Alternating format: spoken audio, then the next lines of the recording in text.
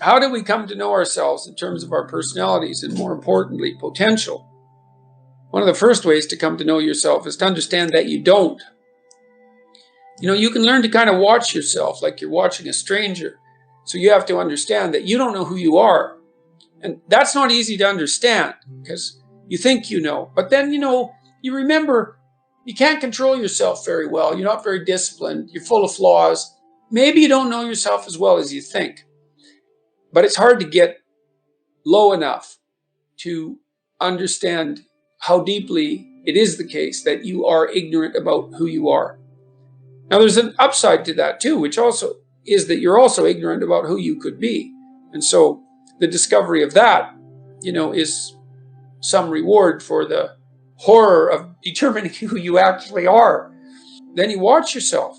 You watch yourself like you're watching a stranger. You watch what you say and you listen.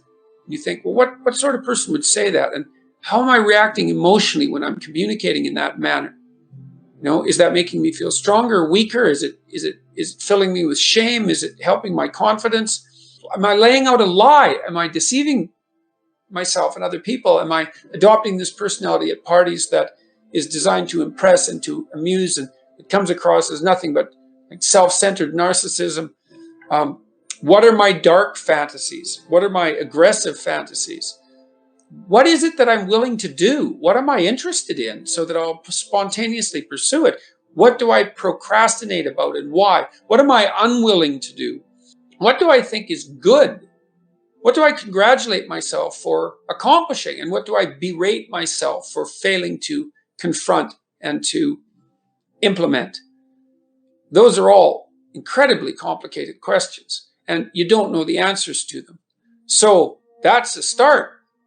And then in terms of potential, well, you'll discover a little bit more about your potential as you discover who you are, especially the darker parts of yourself, because then you discover your potential for mayhem. There's some real utility in that. The discovery that you're dangerous. It's such a useful discovery.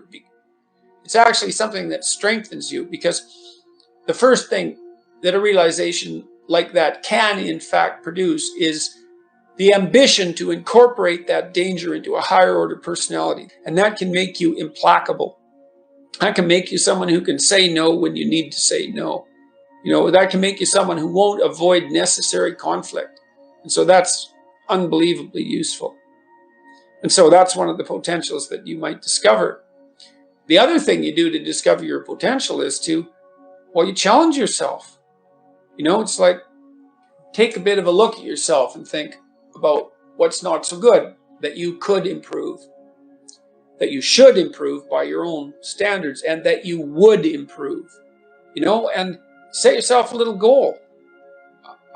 Maybe you're not studying at all at your university, or maybe you're at work and you've got this stack of paper there, and you haven't looked at that damn stack for like a month, and you know that you should be, and you're bothering yourself at night because you're avoiding that. It's like, maybe think, well, I've avoided that stack of paper completely for 1 month. I'm quite a coward when it comes to whatever snakes might be hidden in that stack of paper. How about tomorrow I just put that stack of paper in front of me on my desk, and I glance through it for 15 seconds. See if I can do that.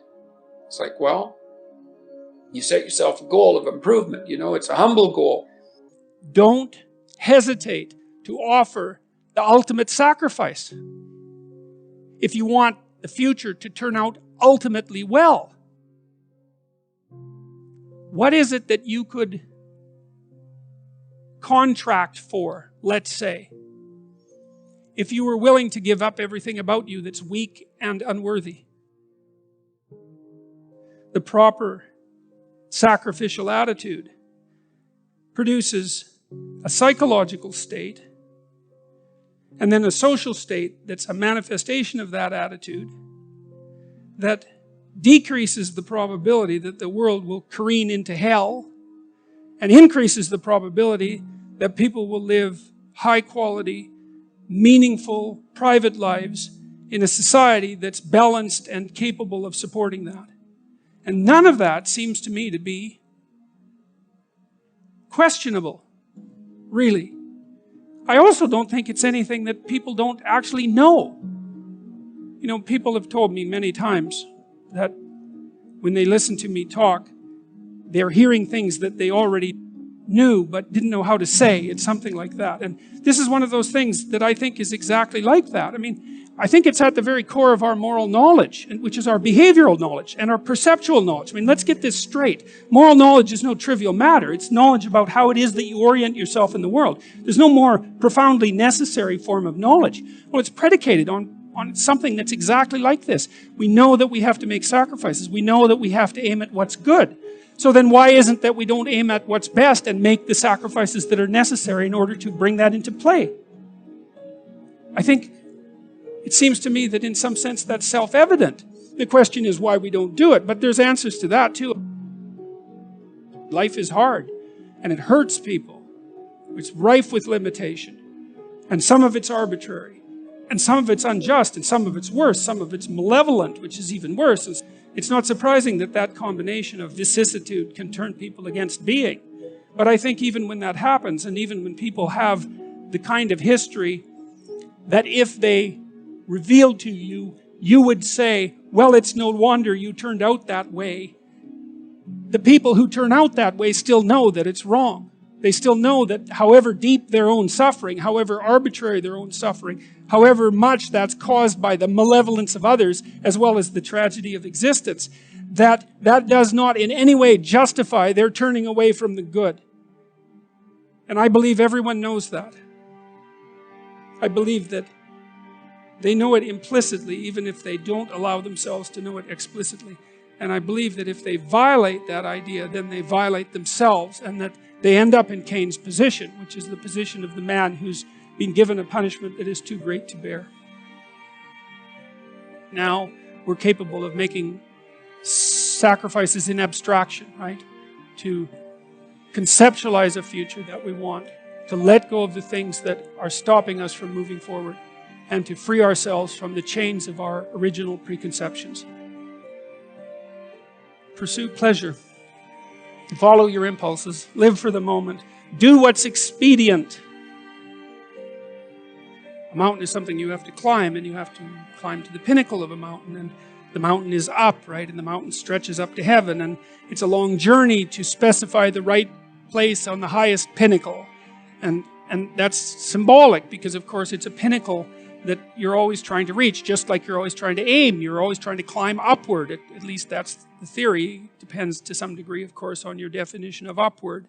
You're supposed to, again, to act out the highest good of which you're capable. Now that'll transform your life to some degree into an archetypal adventure. There's no way around that, because as you attempt to climb a higher mountain, let's say, or to aim at a higher target or something like that, then the things around you will become increasingly dramatic and of import. That happens by necessity, obviously, because if you're aiming at something difficult and profound and you're really working at it, then your life is going to become perhaps increasingly difficult and profound. But that might be okay. That might be exactly what you need as an antidote to the implicit limitations that face you as a human being.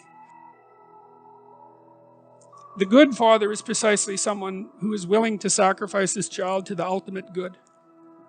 You have a moral obligation as a parent to encourage your child to go out into the world, right?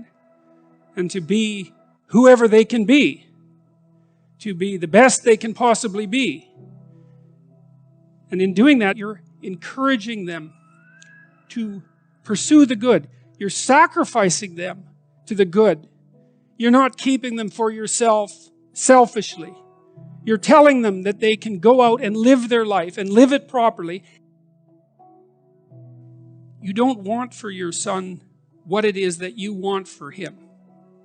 You want for your son what would be best for him and for the world. And you let go in precise proportion to your desire to have that happen. When you have an infant, you do everything for the infant because the infant can do nothing for him or herself. But as the infant matures and is increasingly capable of doing things for him or herself, then you pull back, right? You pull back, and every time the child develops the ability to do something, you allow them or encourage them to do it, and you don't interfere. You know, so if your child is struggling getting dressed, well, obviously there's some times that you help them, but mostly you let them learn so that they can know how to do it in the future. That's better for you, and it's certainly better for them. There's a rule if you're working with the elderly in an old age home, and the rule is something like, don't do anything for any of the guests, let's say, that they can do for themselves.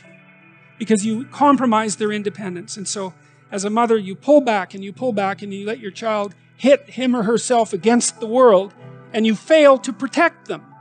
But by failing to protect them, you encourage and ennoble them to the point where you're no longer necessary.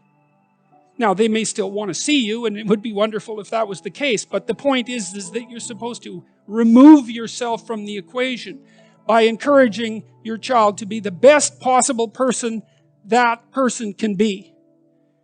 And you sacrifice your desires, all of your desires to that, your personal desires, even your desires for your child in relationship to you. Because you want them to move forward into the world as a light, right? As a light on a hill. That's what you want, if you have any sense. And so you don't get to keep your children at home because you need them.